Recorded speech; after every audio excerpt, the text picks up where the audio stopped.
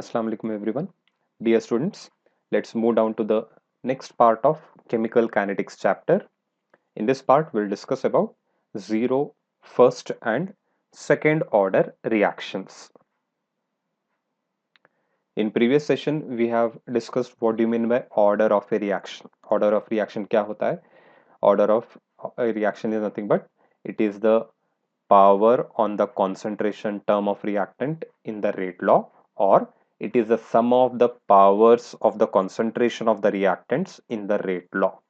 Okay, rate law में rate और concentration के बीच में रिलेशनशिप क्या है, करेक्ट रिलेशनशिप क्या है, वो आपको ऑर्डर से ही पता चलता है. यानी कि कॉन्सेंट्रेशन टर्म के ऊपर जो पावर आता है वो आपको इंडिकेट करेगा कि रेट और कॉन्सेंट्रेशन का रिलेशनशिप करेक्ट क्या है. जनरली क्या है, डायरेक्टली प्रोपोर्शनल, लेकिन ऑर्डर से आपको क्लियरली पता चलेगा कि वो डायरेक्टली प्रोपोर्शनल है या इनवर्सली प्रोपोर्शनल भी हो सकता है. राइट, तो क्लियर आइडिया आपको जो है ऑर्डर से ही पता चलता है. तो कुछ एग्जांपल्स देखेंगे हम अलग अलग ऑर्डर ऑफ रिएक्शंस के. शुरू करते हैं पहले जीरो ऑर्डर रिएक्शंस क्या है. Zero order reactions are those where rate is independent of concentration of the reactants. वैसे तो हमने जनरली क्या बोला है, rate is directly proportional to concentration of reactant, लेकिन ऑर्डर से आपको करेक्ट रिलेशनशिप रेट और concentration का मिल जाता है. तो जीरो ऑर्डर रिएक्शंस, ऑर्डर के बेसिस में हम रिएक्शंस को अलग अलग कैटेगरी में डिवाइड करते हैं. Zero, first, second, third, fractional order. Right, तो यहाँ पे जीरो ऑर्डर क्या है, rate is independent of concentration of the reactant, or zero order reactions are those reactions where rate is directly proportional to the zeroth power of the concentration of the reactant in the rate law. Okay, इसका मतलब ये है कि suppose एक zero order reaction लेते हैं हम, एक जनरल, जहां पे ये रिएक्टेंट आर प्रोडक्ट में चेंज हो रहा है. तो इसके लिए हम रेट लॉ क्या लिखते हैं, rate is directly proportional to molar concentration of reactant. Right, rate law में आपको यहाँ पे पावर लिखना रहता है, और ये पावर कैसे आता है, एक्सपेरिमेंटल रिजल्ट्स देखने के बाद. ये रिएक्शन आप कैरी आउट करेंगे, कॉन्सेंट्रेशन रिएक्टेंट का चेंज करके देखेंगे, चेंज करते वक्त रेट कैसे चेंज हो रहा है वो आप स्टडी करेंगे. बाद में कैलकुलेशन के बाद आपको यहाँ पे सूटेबल पावर प्लेस करना रहता है. तो जीरो ऑर्डर रिएक्शंस में क्या होता है, यहाँ पे पावर आता है zero. Right, so rate is directly proportional to zeroth power of the concentration of reactant. right, उसके बाद क्या होगा, R is equal to constant आएगा, K R raised to 0, and R raised to 0, anything raised to 0 will become what, 1. मतलब concentration of reactant का कितना भी change करो, double, triple, half, you decrease it by many times, you increase by many times, finally the answer what you are going to get is 1. Okay, finally आपको क्या answer मिलेगा, क्योंकि कितना भी आप चेंजेस करो कॉन्सेंट्रेशन में, it is raise to zero, anything raise to zero becomes what, equal to 1. So R becomes equal to A. So for zero order reactions, rate of reaction is independent of concentration of reactant. यानी कि rate concentration of reactant के ऊपर depend ही नहीं करेगा, fixed value रहता है, and it will be equal to the value of rate constant. Okay, double triple क्या भी चेंजेस करो आप, रेट इफेक्ट होने वाला नहीं है, it remains fixed through out the reaction. Okay, जैसे ही कॉन्सेंट्रेशन जीरो हो गया, खत्म हो गया रिएक्टेंट, तब ये रेट ड्रॉप टू जीरो हो जाता है. तब तक ये रिएक्शन चलेगा, तब तक रेट फिक्स रहेगा. Okay, so such reactions we call them as zero order reactions. Examples देखेंगे, खासकर जीरो ऑर्डर कैटेगरी में बहुत कम रिएक्शंस है, और खासकर जो मेटल कैटलिस्ट पे डीकम्पोजिशन रिएक्शंस होते हैं वो पूरे जीरो ऑर्डर रिएक्शंस रहते हैं. जैसे कि decomposition of ammonia on platinum surface, hot platinum surface, that is a zero order reaction.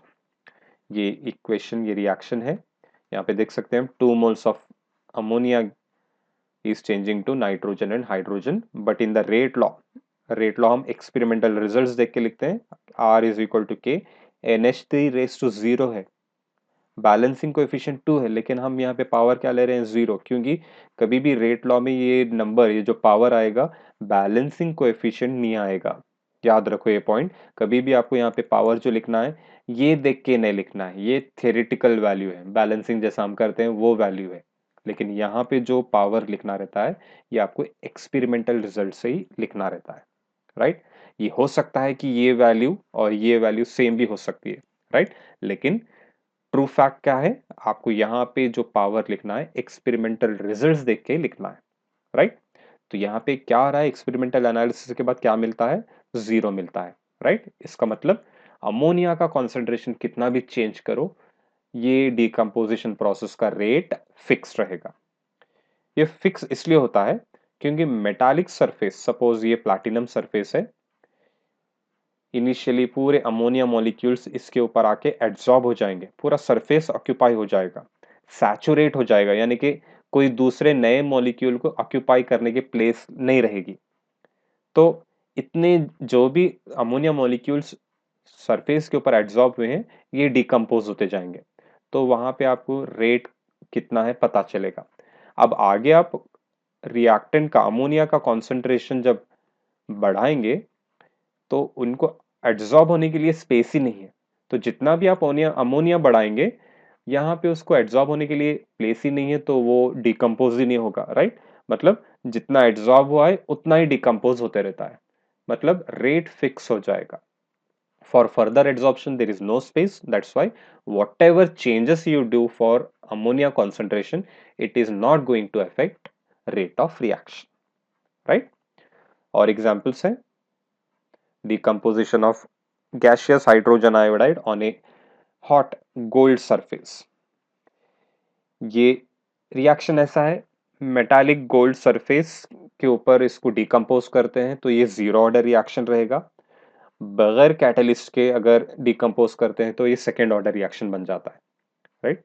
Speciality of this reaction, because when you are heating, when you are decomposing on hot gold surface, it follows zero order kinetics, यानी कि इसका decomposition process concentration के ऊपर depend नहीं करेगा, rate will not depend on the concentration of HI, right. Then in this zero order category, photochemical reactions between hydrogen and chlorine gas, H2 plus Cl2 in presence of diffuse sunlight produces HCl, so this is also a zero order reactions, क्योंकि दोनों reactant के ऊपर zero power है, यानी कि rate दोनों के ऊपर डिपेंडेंट नहीं है, कॉन्सेंट्रेशन दोनों का भी चेंज करो कुछ भी इफेक्ट होने वाला नहीं है, right. So these are all some examples for zero order reactions. Graph draw करके देखते हैं, जब आप ग्राफ प्लॉट करेंगे रेट वर्सेस कॉन्सेंट्रेशन टर्म से, कॉन्सेंट्रेशन रेज टू जीरो लेता हूं, तब आपको क्या मिलेगा, concentration raise to zero is nothing but 1, तो रेट आपको कांस्टेंट मिलेगा। कॉन्सेंट्रेशन कितना भी बढ़ा लो, 1 molar, 2 molar, 3 molar, 1 raise to zero is 1, 2 raise to zero is 1, 5 raise to zero is 1, right. इस वजह से रेट क्या होता है, constant, it remains parallel to concentration axis. जब कॉन्सेंट्रेशन खत्म ही हो जाएगा, जीरो रहेगा, it drops to, rate also drops to zero, right. तो ग्राफ जब आप रेट और कॉन्सेंट्रेशन का ड्रॉ करेंगे जीरो ऑर्डर रिएक्शंस के लिए, आपको इस तरह का नेचर ऑफ ग्राफ मिलेगा, it will be parallel to concentration axis, okay. Coming to second order reaction, first order reactions, coming to first order reactions, इसको भी उसी तरह डिफाइन करेंगे। First order reactions are those where rate is directly proportional to concentration of the reactants, directly proportional to concentration of the reactants, or these are the reactions where rate is directly proportional to the first power of the concentration of the reactant in the rate law। मतलब क्या होगा, एक first order reaction लेंगे, R changing into product, rate law कैसे लिखेंगे, R is directly proportional to molar concentration of reactant first order में यहाँ पे आएगा पावर 1, जैसे जीरो ऑर्डर में जीरो आ रहा था पावर, यहाँ पे क्या आएगा 1 आएगा, राइट। और we write it as R is equal to K R raise to 1। कैसे आया 1? एक्सपेरिमेंटल एनालिसिस के बाद, राइट। एक्सपेरिमेंटल एनालिसिस के बाद ये जो रिएक्शन है उसका कॉन्सेंट्रेशन चेंजेस करने के बाद चेक किया गया कि रेट कैसे चेंज हो रहा है। स्टडी करने के बाद ये पता चला कि कॉन्सेंट्रेशन और रेट डायरेक्टली प्रोपोर्शनल है। मतलब कॉन्सेंट्रेशन रिएक्टेंट का अगर आप डबल करते हैं, रेट भी डबल हो जाता है। कॉन्सेंट्रेशन ट्रिपल करते हैं, रेट भी ट्रिपल हो जाता है। कॉन्सेंट्रेशन हाफ करते हैं, रेट भी हाफ हो जाता है, राइट। अब जैसे कि एग्जांपल ये मैं लेता हूं R1 is equal to K and rate constant we know whatever may be the changes for concentration rate constant is fixed। तो यहाँ पे सिर्फ K लिखता हूं। ये कॉन्सेंट्रेशन में क्या करता हूं 1 मोलार 1:1। अब कॉन्सेंट्रेशन चेंज करेंगे R2 लेता हूं that is equal to K। अब कॉन्सेंट्रेशन क्या करूंगा मैं डबल 2 मोलार लेता हूं 2:1। तो आप R2/R1 लेके देखो क्या होगा, it will be equal to 2K divided by K। 2K यहाँ पे R2 का वैल्यू है, R1 का वैल्यू क्या है K, right. So what happened, R2 is becoming double of R1 means second rate is twice the rate of first, right. First rate से double कौन सा है, सेकेंड रेट। क्यों? कॉन्सेंट्रेशन आपने डबल किया है। उसी तरह ट्रिपल करो ट्रिपल हो जाएगा, क्वाड्रपल करो क्वाड्रपल हो जाएगा, हाफ करो हाफ हो जाएगा। जैसे कि मैं R3 लिखता हूं, कॉन्सेंट्रेशन में हाफ करता हूं, हाफ मोलार 0.5 मोलार,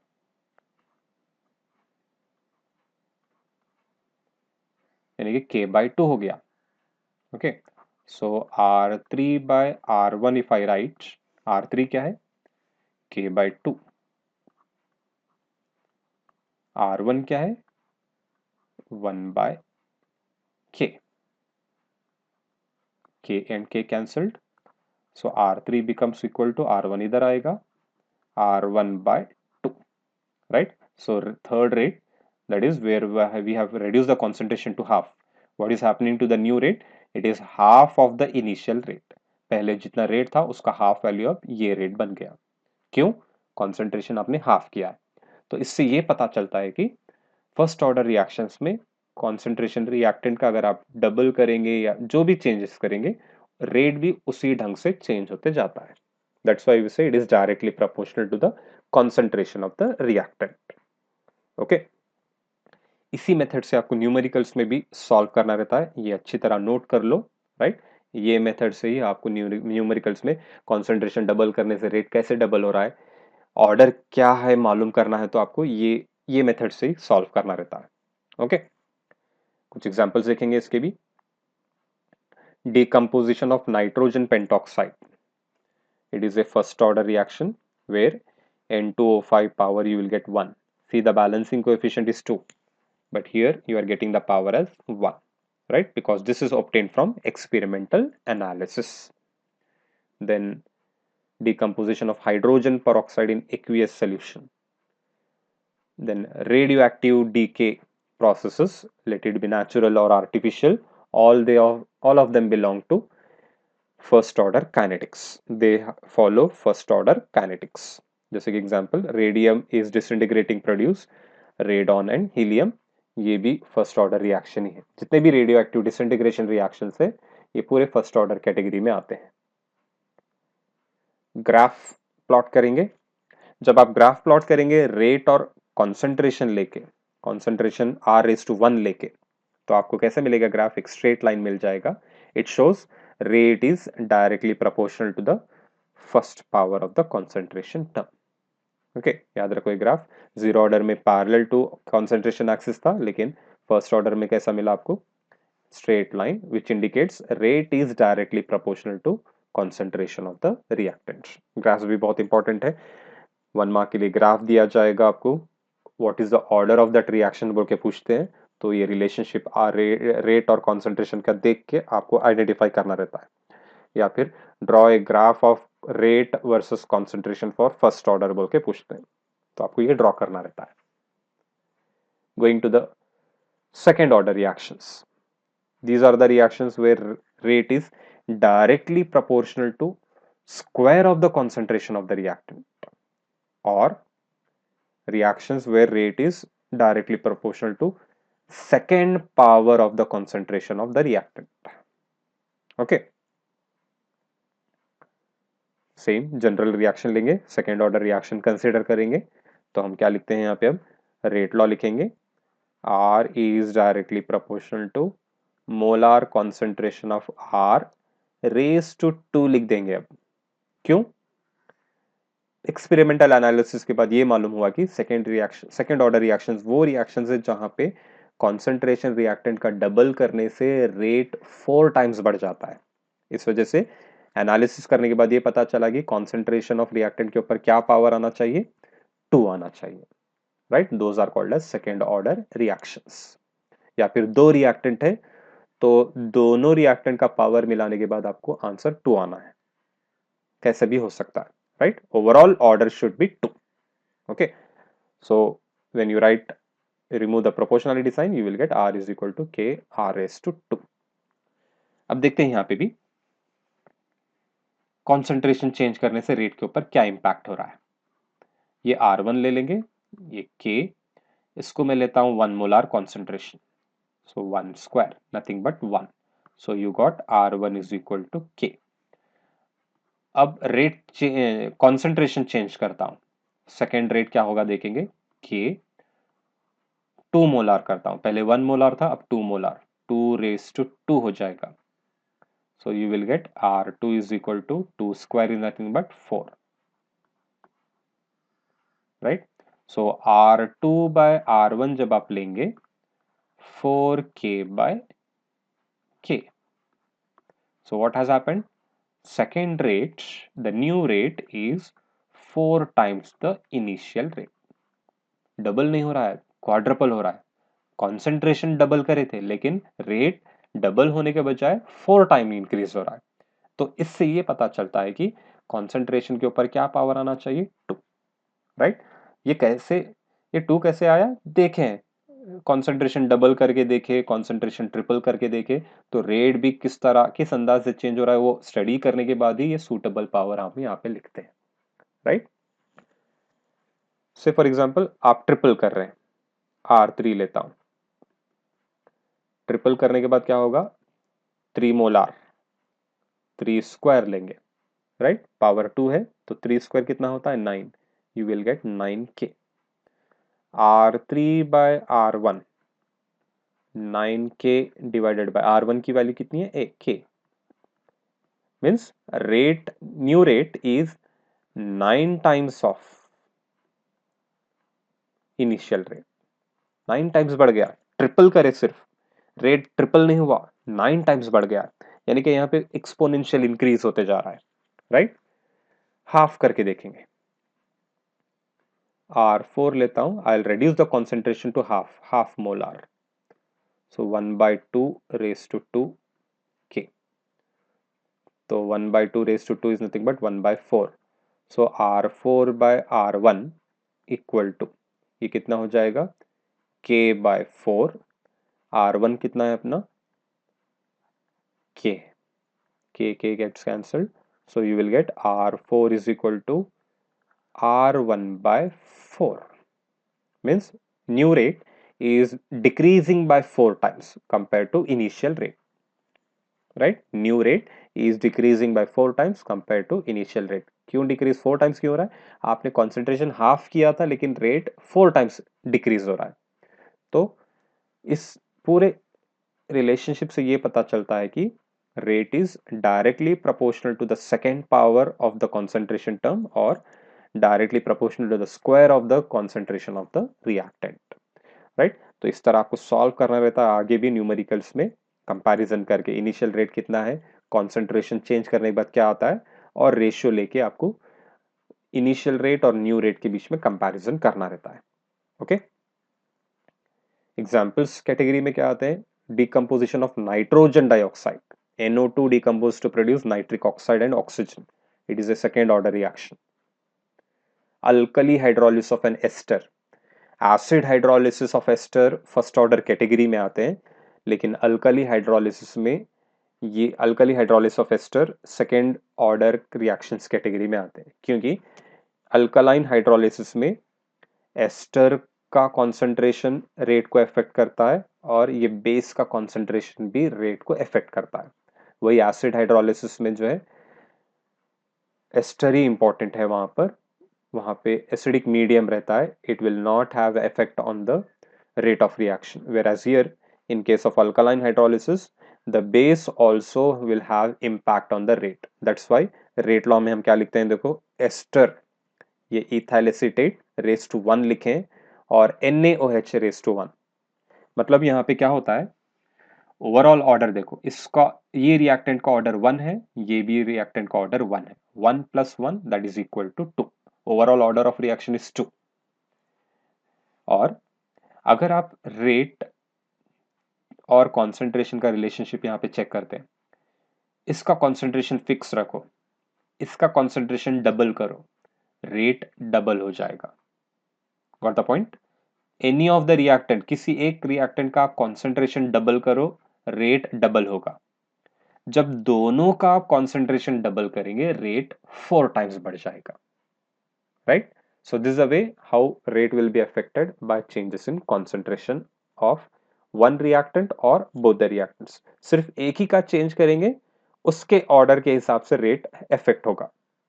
दोनों का एक साथ चेंज कर लेंगे तो रेट दोनों का पावर मिलाने के बाद जो भी ऑर्डर होगा उसके हिसाब से रेट भी चेंज हो जाएगा। राइट?